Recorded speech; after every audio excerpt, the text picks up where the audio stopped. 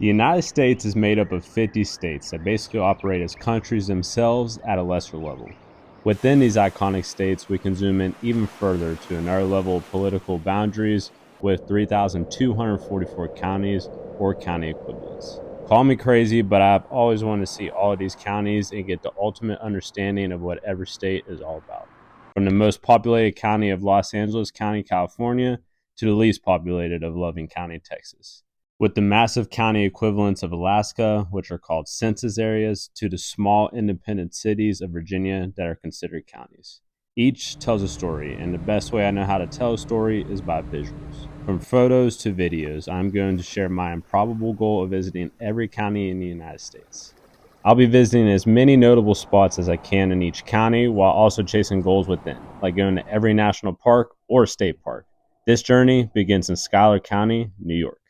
It has always been my dream to visit upstate New York during peak fall foliage, which really was the motivation to get me up here. As a matter of fact, this is where I came up with this series while I was walking through one of the iconic gorges of the area. If this idea is anything like my experience here in Schuyler County, we are all going to be in for a treat. Sitting at the south end of Seneca Lake, covering 328 square miles of land area, which is the 11th smallest in the state, and 14 square miles of water area, which is the 10th least in the state, this county is home to just under 18,000 people, which is the second least in the state. The county was founded in 1854 and was named after General Philip Schuyler, who was one of the four major generals in the Continental Army during the American Revolutionary War. There are no major interstates, highways, or even airports in Schuyler County, with the closest major airport being Ithaca International Airport in nearby Tompkins County to the east. Depending on what direction you are coming from, New York State Route 14 travels north-south through Watkins Glen and Montour Falls, along with New York State Route 79 coming into the county from the east. From the west, you will most likely be coming in on New York State Route 226. Regardless of whether you're driving or flying in, I believe a great way to start any trip is getting a feel for the area that you'll be spending most of your time in. For this trip, it will be the largest community and the county seat of Schuyler County, Watkins Glen. The town sits at the heart of the county and is at the base of Seneca Lake. This charming town is home to only 2,000 people and is known for Watkins Glen International Racetrack. This racing culture is quite evident when walking around because you can see things like the checkered flags that they have as crosswalks on the streets. The most obvious feature that you will notice when exploring the county is Seneca Lake. Seneca Lake is a finger lake, which is a geological term that refers to a long, narrow lake in an over-deepened glacial valley. There are 11 Finger Lakes in New York, and Seneca Lake is the largest, tied with Cuyahoga as the longest, second widest, and the deepest out of the 11.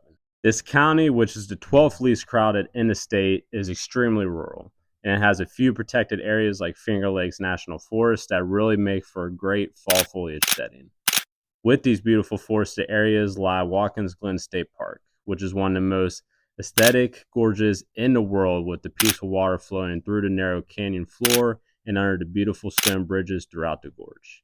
I definitely recommend getting here as early as possible, not only for good parking because it gets packed quickly, but to visit the gorge in its more quiet time. I personally visited the park before I ate breakfast because of this, and with this approach, you will really experience the park in a way that you can't really do with a ton of people around. When it's quiet, you get to hear nature at work with the water flowing through this picturesque gorge. It's the very water flowing through this that is eroding the gorge to what it is today and what it will be for generations to come. The trail that you will take is the Glen Creek Gorge Trail, which is just over 2 miles round trip. This trail is extremely easy, but it does have a few spots where you have to climb some steps, but it's nothing too intense. Most of the best pictures you will take in this county are going to come within this gorge. The second largest community in the county is Montour Falls, which sits at the base of Chautauqua Falls, just south of Watkins Glen. Chautauqua Falls sits at the end of West Main Street and really is the highlight of this beautiful town. If you can't get enough of waterfalls, good news is this town is the gateway to several, and every single one of them takes a really easy walk to get to. When it comes down to accommodations in the county, I would definitely recommend a Hotel Laurel at Seneca Lake. This gorgeous hotel sits on a hill that overlooks the beautiful Seneca Lake, and from all my travels, this is one of the best views I've ever had from a hotel. Along with this beautiful view, you can enjoy some amazing food that the hotel offers at their grill. Another great option for those who love to be outdoors at every single moment of the day is camping at Finger Lakes National Forest. This is extremely easy to do as many of the trails are flat. There is a campground at Foster Pond, which is a good spot to camp and wake up the next morning to do some fishing. As this is my first county of the series, it is also my first national forest out of 154 in the United States and my first state park out of a massive 180 in the state of New York.